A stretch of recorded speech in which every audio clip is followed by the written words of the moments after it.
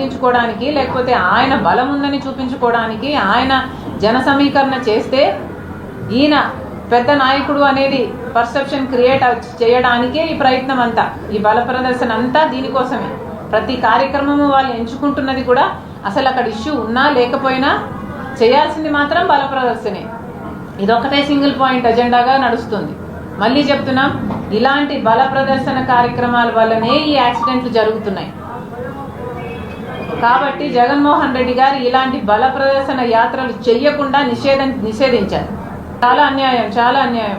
మాకైతే ఎన్ని ఆంక్షలు పెట్టాలనుకున్నారన్నా, మేము విశాఖపట్నం స్టీల్ కోసము నిరాహార దీక్ష కూర్చుంటే మమ్మల్ని లిఫ్ట్ చేశారు. మేము మోడీ వస్తున్నారు అని రాజధాని కోసం శంకుస్థాపన చేశారు, మళ్ళీ చేస్తున్నారు. మరి 10 ఏళ్ళని గడతలు కాసారా మోడీ గారు అని మేము అడుగుదామని ప్రయత్నిస్తే మమ్మల్ని హౌస్ అరెస్ట్ చేశారు. అంటే అవన్నీ ఆంక్షలన్నీ మాకేనా, చిన్నోళ్ళకేనా? డబ్బులు లేవు కాబట్టి మమ్మల్ని ఏదైనా ఇట్లయినా తొక్కేస్తారా?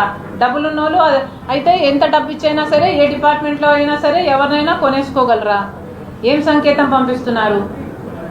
మళ్ళీ చెప్తున్నాం, జగన్మోహన్ రెడ్డి గారి బల ప్రదర్శన యాత్రలను నిషేధించాలి. చంద్రబాబు గారు ఏ మంచి చెప్పుకోవాలనుకున్నారు?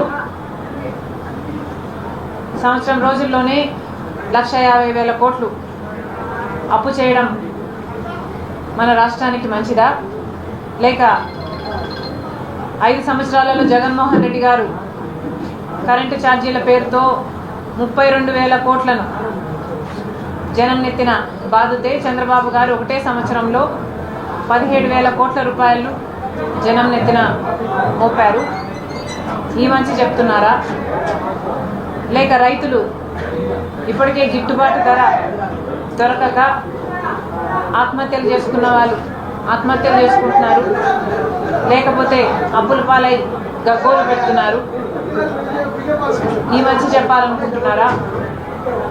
ఏ మంచి చెప్పాలనుకుంటున్నారో చంద్రబాబు గారు మాకైతే అర్థం కావటం లేదు. ఓట్లేసిన ప్రజలు చంద్రబాబు గారు ముంచారు అని ఎందుకు అనుకుంటున్నారంటే, చంద్రబాబు గారు ఇచ్చిన హామీలలో ఏ ఒక్క హామీ కూడా పూర్తిగా అమలు చేయటం లేదు. చేసిన హామీలు కూడా అరకొరగా చేస్తున్నారు. ఇక చెయ్యని హామీలు అయితే సూపర్ 6తో సహా ఎన్నో ఉన్నాయి.